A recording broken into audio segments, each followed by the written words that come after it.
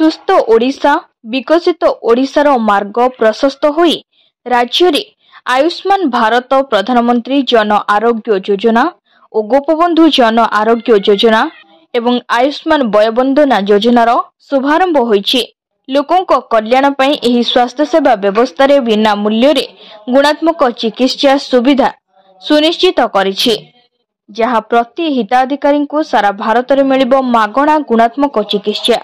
एने शुक्रवार आयुष्मान भारत कार्ड शुभारंभ होईछि। एही परिप्रेक्षी रे काकटपुर ब्लॉक उन्नयन अधिकारी विष्णु गोविंद और अध्यक्ष श्रीधर नायक तत्वावधान रे ब्लॉक रे 4टी प्राथमिक स्वास्थ्य केन्द्र रे कार्यक्रम अनुष्ठित हो जाइछि। काकटपुर, फकीर सिंह, पाटपुर और बालीदोकान रे पृथक पृथक भावे कार्यक्रम आयोजन करा जायतिला।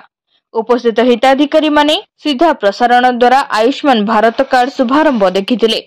राज्य सरकार पक्षरु कटक बारीजात्रा पड़िया रे महा आडंबर रे यह पालित हो जाइछि। केंद्र स्वास्थ्य मंत्री जेपी नड्डा, मुख्यमंत्री मोहन चरण माझी समेत अनेक नेता मंत्री माने उपस्थित थिले।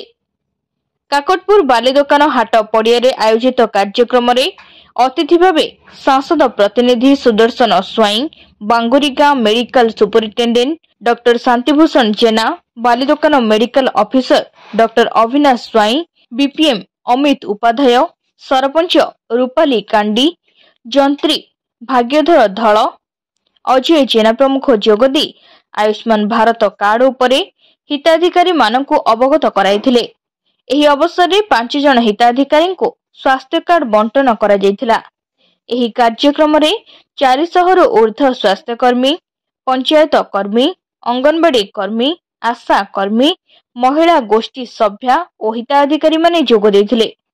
एही कार्यक्रम को सामाजिक कर्मी ज्ञानरंजन विश्वाल परिचालना करथिले।